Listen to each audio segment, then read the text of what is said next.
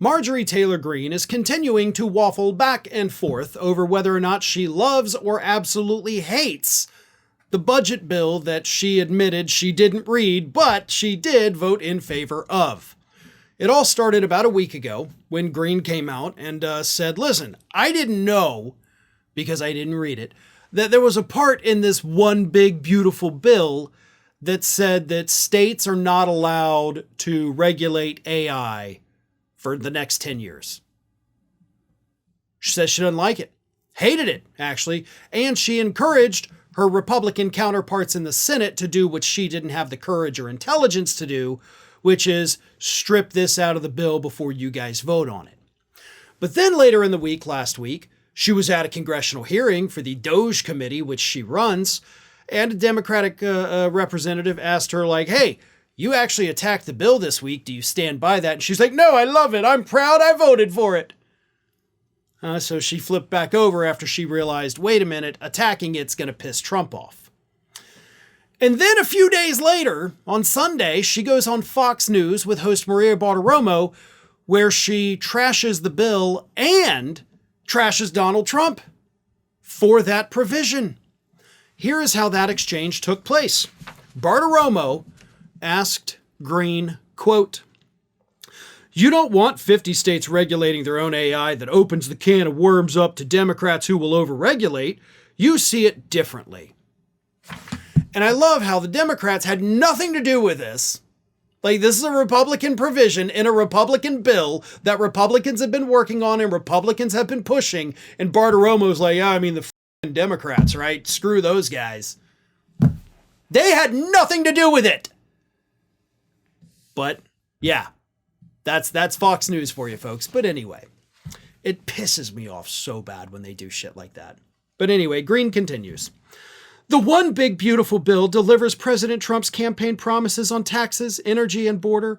And with what's happening in LA, Antifa, and the uprising with the cartels defending illegal aliens, and this is the Democrats' agenda, we cannot have a poison pill that literally destroys federalism for 10 years. Otherwise, we are no different than China, Maria.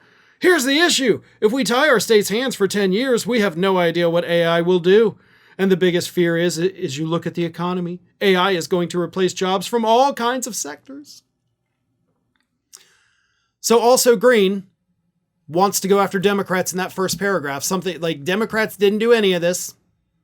You're just like, hey, by the way, Democrats are terrible people and we all hate them and they should all die. But also this bill is garbage. And we wrote it and I didn't read it and then I voted for it.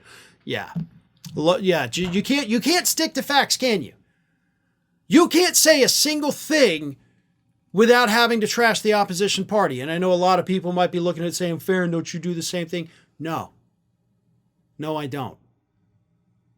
That's how that works, okay? I'm capable of actually criticizing the Democrats without having to immediately throw in, but a Republican.